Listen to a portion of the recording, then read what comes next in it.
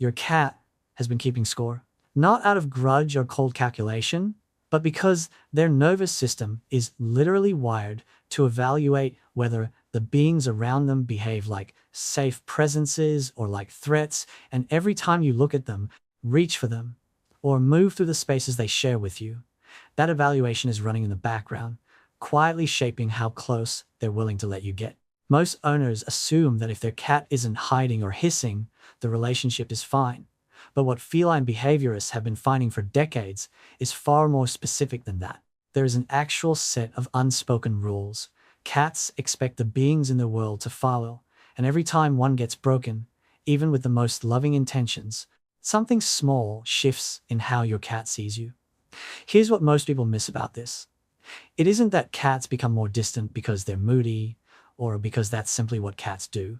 It's that cats reduce closeness in direct, measurable response to specific signals they interpret as threatening, and most of those signals are things you're probably doing right now because they feel like love. Leaning in for a long gaze, reaching for them before they've reached for you, moving their favorite sleeping spot to freshen up the room. All of it registers in your cat's nervous system in a language you never knew you were speaking. And here's the thing I want you to hold on to through this entire video, because we're going to come back to it near the end. There's one rule on this list that almost every owner breaks every single day, and they break it specifically because they believe they're being affectionate when they do it. When you find out what it is, it doesn't just change how you interact with your cat. It changes how you understand every single moment they've ever chosen to stay close to you. But before we get there, most people carry a fundamental misunderstanding about what cat behavior actually is. The common assumption is that cats are emotionally simple, that they're solitary, self-sufficient, and largely indifferent to how you show up around them, that their affection or distance is random, that you can't really do anything wrong. That framing is comfortable. It's also the reason so many owners spend years feeling like their cat tolerates them rather than truly loves them, never understanding that the distance was being created quietly, incrementally, by patterns they didn't know had meaning. Cats are not indifferent, they are precise. Their social world has structure, rules, and expectations that go back thousands of years.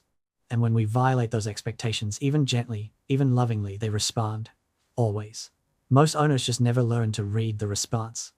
There's also someone I want you to keep in mind as we go through this. A cat named Mochi, a 3-year-old tortoiseshell who for her entire first year of life slept at the foot of her owner's bed every single night. Not near the bed, not occasionally, every night, chosen proximity, chosen closeness. Then somewhere in her second year, Mochi stopped. She'd walk into the bedroom, look at the bed, and find somewhere else. No illness. No new cats in the home. No obvious disruption. Her owner was heartbroken and genuinely couldn't understand what had changed. Keep Mochi in the back of your mind, because by the end of this video, you'll know exactly what happened to her and why it matters far more than a story about one cat and one owner. 1. Don't hold a stare. In a moment, I'm going to tell you exactly what's happening in your cat's brain when they meet your eyes for too long, and it's not what the slow blink trend you've probably seen online has led most people to believe. But first, here's the part most owners never find out. Direct, sustained eye contact between cats is almost exclusively a precursor to confrontation. Even between cats who live together peacefully and groom each other daily, you will almost never see long mutual gazing. They look, assess, and glance away. The glance away is not disinterest. It is a deliberate, voluntary signal of non-aggression. It says, I see you and I am not a threat. Holding the gaze says the opposite. To your cat, a prolonged stare, even from a face they know and love, activates the same neurological pathway as predator detection. Researchers studying feline visual processing found that direct frontal eye contact triggers threat response preparation in cats regardless of the emotional relationship involved. Their pupils may dilate slightly, their muscles may shift. That calm, loafing, half-melted cat who's just needing your blanket begins running a quiet background process that registers something is not quite right here. And they're not wrong to run it. Their nervous system is doing exactly what it was built to do.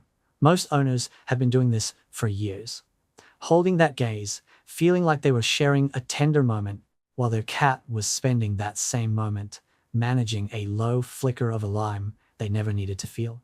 The slow blink is real, and it works, but it works because of what it does structurally. It breaks the stare. It signals relaxed muscle control around the eyes, and it mimics what a cat who feels completely safe does naturally. Next time, try it with intention. Soft eyes, slow close, slow open. And if your cat looks away after you do it, that is not rejection. That is them returning the signal. That glance away is their version of saying, received. We're good here. 2. Respect the scent map.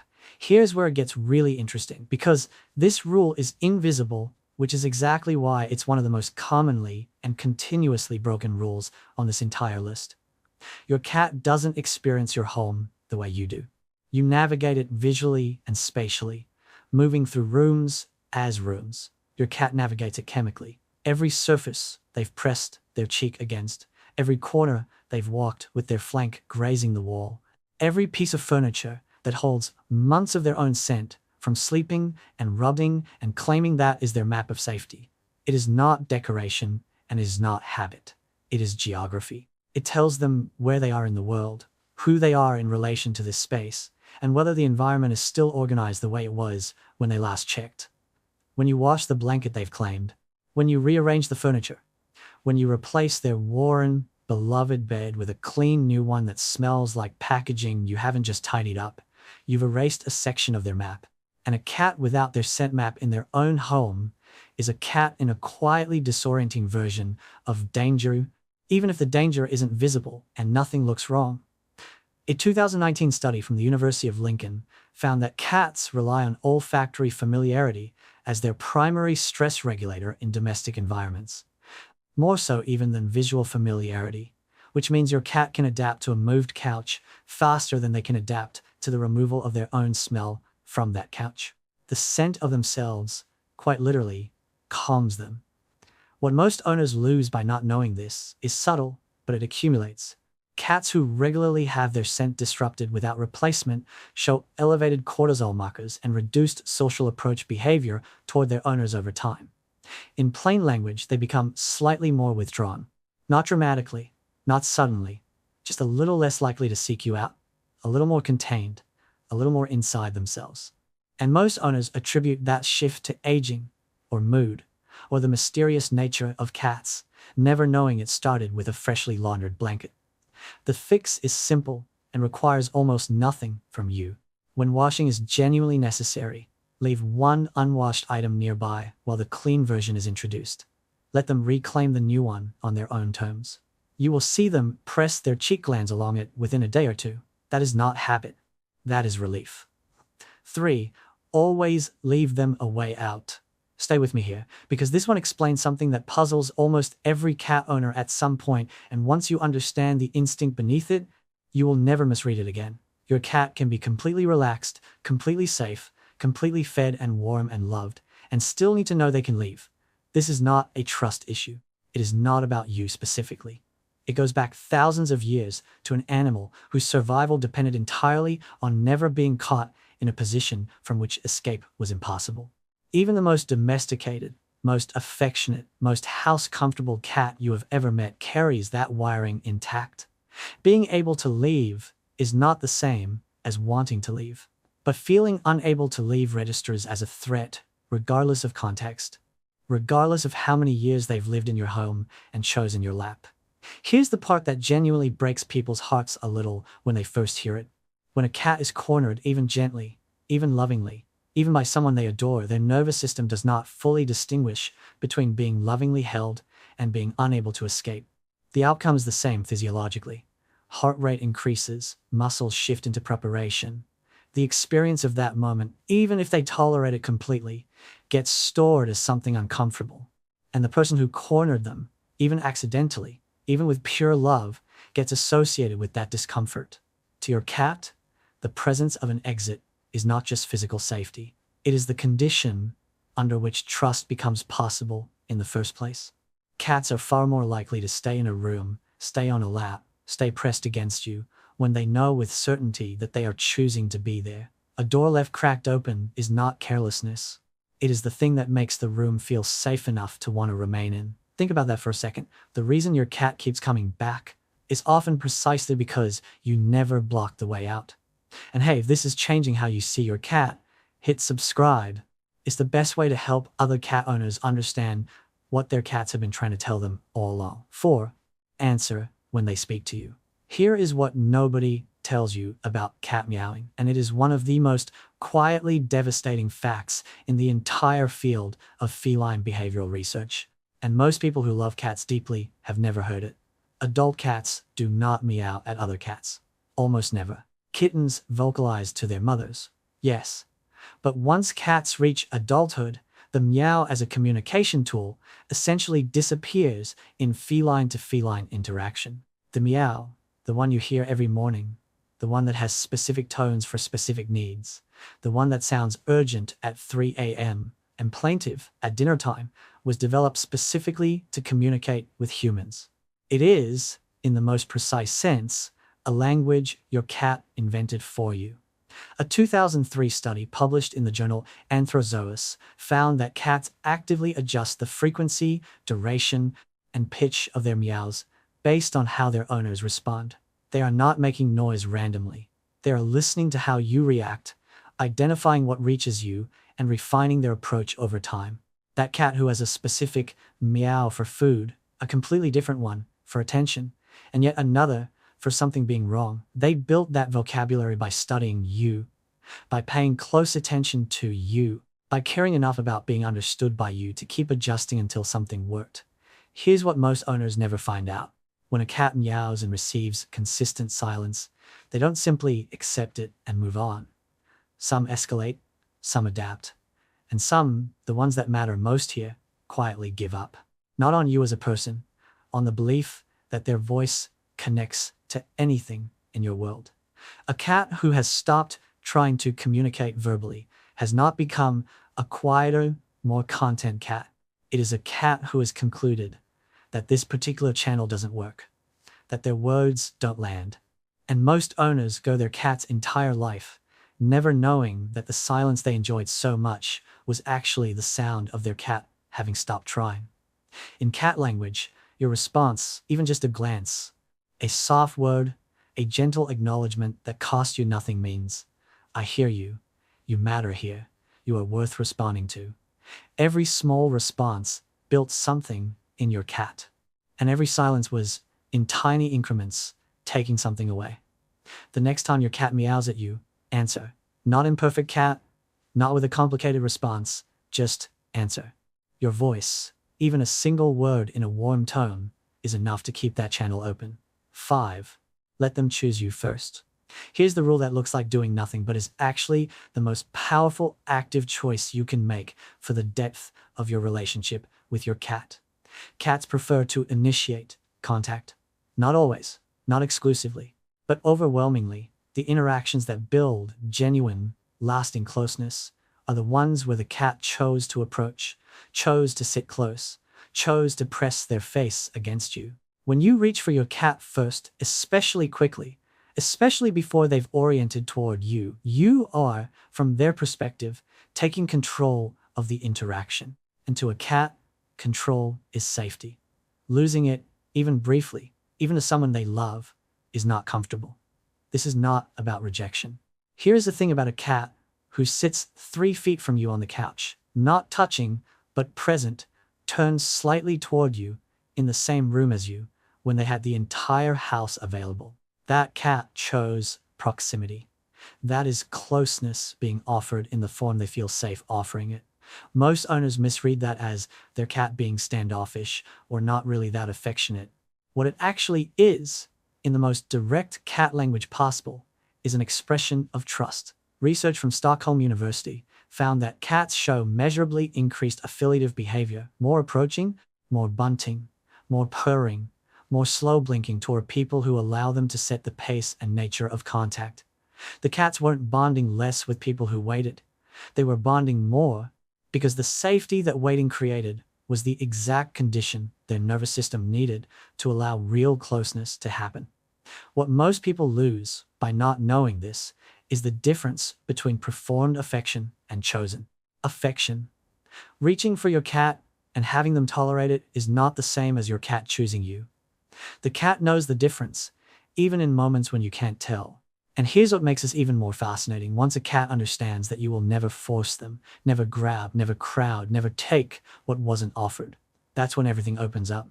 The lap sessions, the middle of the night pressing against you, the slow blink from across the room that asks for nothing.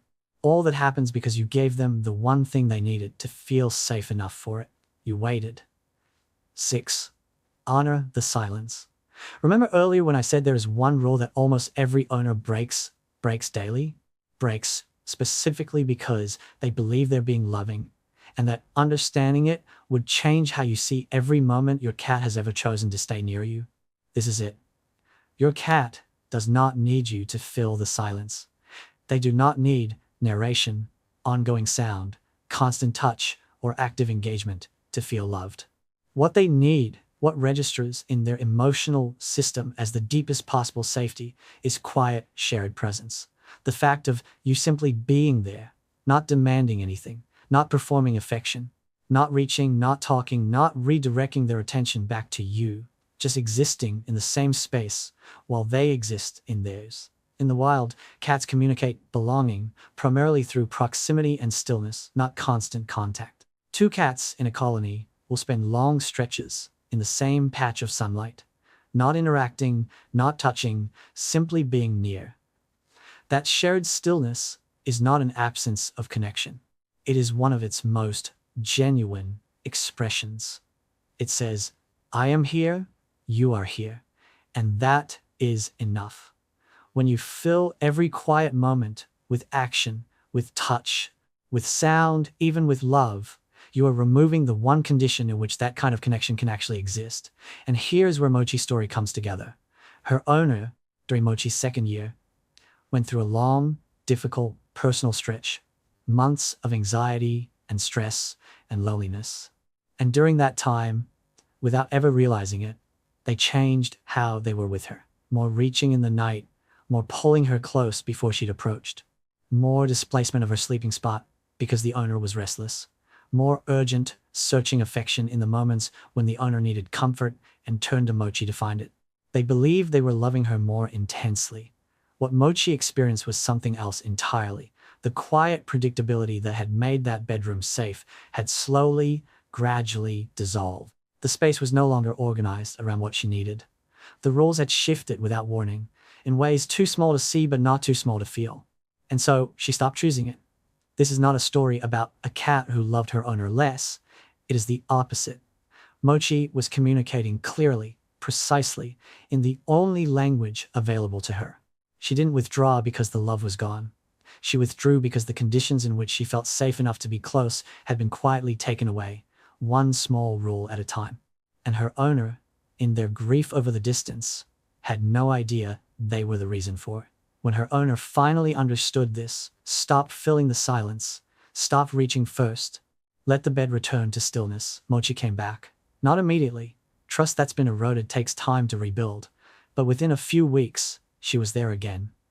At the foot of the bed, chosen proximity, chosen closeness, offered freely, on her own terms, in the quiet. That is what all of these rules are. They are not restrictions on your love. They are not a list of things you're not allowed to do. They are the conditions under which your cat can actually love you fully, without reservation, without the background hum of a alarm, without the constant micromanagement of a nervous system that can't quite decide whether you're safe. The most affectionate thing you can sometimes do for your cat is sit still, say nothing, and let them decide what comes next. And when they press against you in that silence, when they arrange themselves near you without being asked, when they blink slowly at you from across the room and then close their eyes, that is not a small moment. That is your cat, in the only language they have, telling you something they have no other way to say. It means, I am here because I want to be, not because you reached for me, not because you filled the room with sound until I came closer, but because you created a world around me where being near you feels like the safest, warmest, most chosen thing I know. And in the world of a cat, an animal whose entire emotional life is built on the question of who is safe and who is not, being the answer to that question is not a small thing at all. Every time your cat is near you tonight, you'll know exactly what that cost them to offer and exactly what it means that they're still offering it.